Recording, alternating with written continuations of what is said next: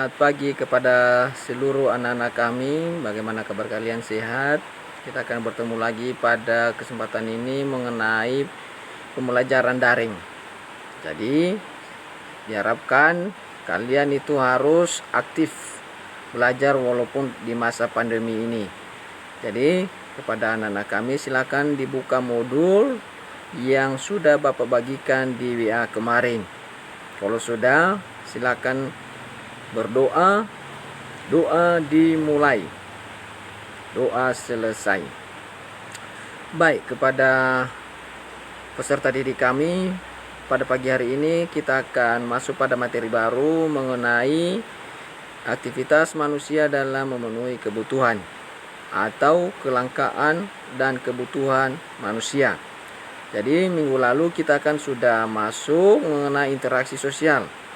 Ayo, siapa yang masih ingat mengenai interaksi sosial? Siapa yang tahu pengertian? Ayo, Dewi. Ya, betul. Siapa lagi? Andi. Ya, betul. Jadi itu adalah materi minggu lalu, dan ini materi yang baru kita ini adalah mengenai kelangkaan dan kebutuhan. Jadi di sini ada beberapa tujuan pembelajaran. Yang pertama, peserta didik itu harus bisa menjelaskan kelangkaan sebagai permasalahan ekonomi manusia.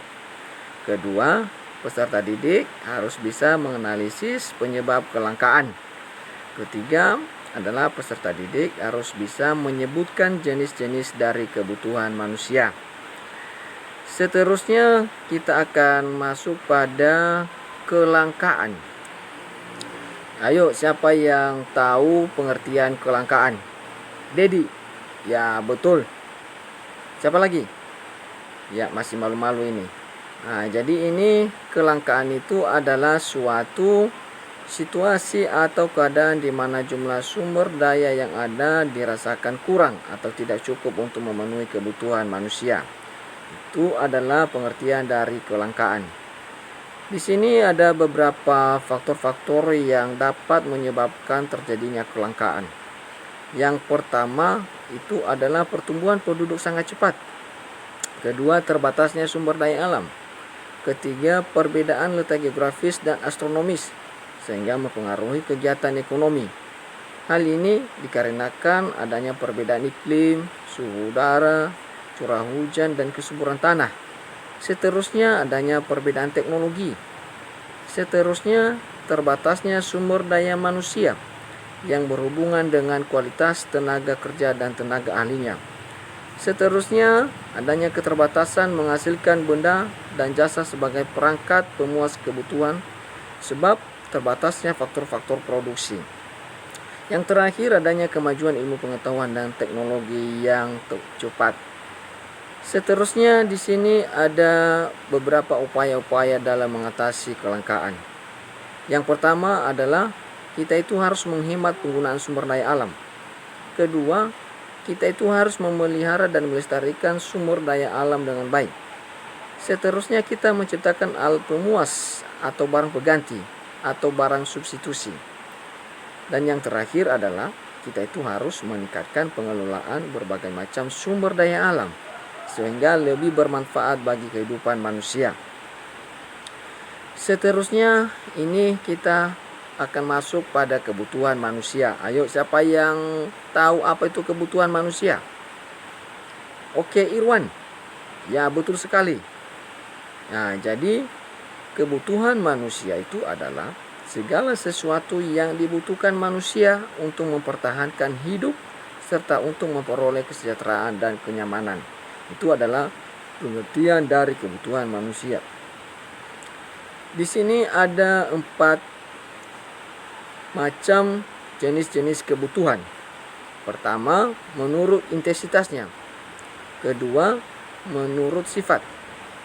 Ketiga, menurut penggunaannya. Dan yang terakhir adalah menurut subjeknya. Jadi menurut intensitasnya, kebutuhan terbagi 3. Yang pertama adalah kebutuhan primer. Kedua adalah kebutuhan sekunder. Ketiga adalah kebutuhan tersier. Seterusnya, kebutuhan menurut sifat. Ini terbagi 2 juga ini. Yang pertama adalah kebutuhan jasmani, kemudian kebutuhan rohani. Seterusnya menurut penggunaan. Ini terbagi dua juga.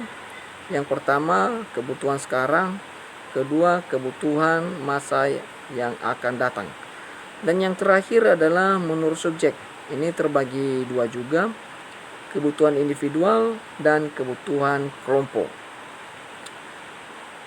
Di sini ada beberapa alat pemenuhan kebutuhan menurut kelangkaan.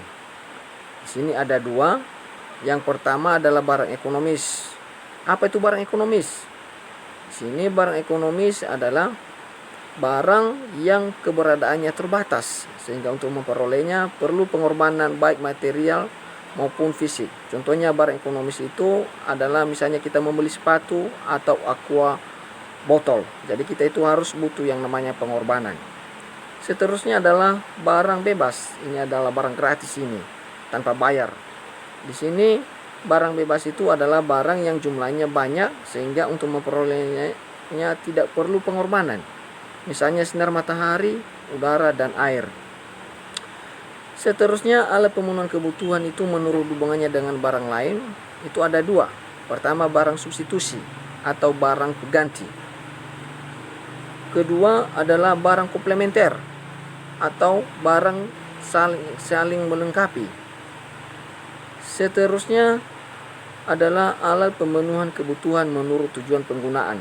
Jadi ini ada dua juga, barang produksi dan barang konsumsi. Seterusnya di sini ada 3 macam alat pemenuhan kebutuhan menurut proses pembuatan. Pertama adalah barang mentah, itu seperti kayu. Kedua adalah barang setengah jadi, itu seperti beras. Dan yang terakhir adalah barang jadi, itu adalah seperti sofa. Jadi mungkin itu saja yang menjadi materi pembahasan kita pada pagi hari ini. Dan jika ada yang ditanyakan, silakan. Dan kalau tidak ada, Bapak akan bertanya. Oke, sudah siap? Ya, sudah siap ini menerima pertanyaan dari Bapak Guru. Jadi, pertanyaannya, coba jelaskan apa itu yang dimaksud dengan barang substitusi. Ayo, siapa yang bisa? Oke, Dewi, silakan. Ya, benar sekali. Siapa lagi? Andi. Ya, betul sekali. Jadi kalau tidak ada pertanyaan, maka Bapak simpulkan. Yang pertama adalah yang menjadi kesimpulan materi kita pada pagi hari ini. Yang pertama adalah kelangkaan itu adalah situasi atau keberadaan di mana jumlah sumber daya yang ada dirasakan kurang atau tidak cukup untuk memenuhi kebutuhan manusia. Kedua, macam-macam kebutuhan itu terbagi 4. Yang pertama menurut intensitasnya, kemudian berdasarkan sifat, berdasarkan waktu, dan subjek. Yang terakhir adalah alat pemenuhan kebutuhan terbagi 2, yaitu barang substitusi dan barang komplementer. Jadi itu adalah kesimpulan materi kita pada pagi hari ini. Baik, kepada peserta didik kami semua, untuk menjadi tugas kalian, nanti tugasnya Bapak bagikan nanti di WA.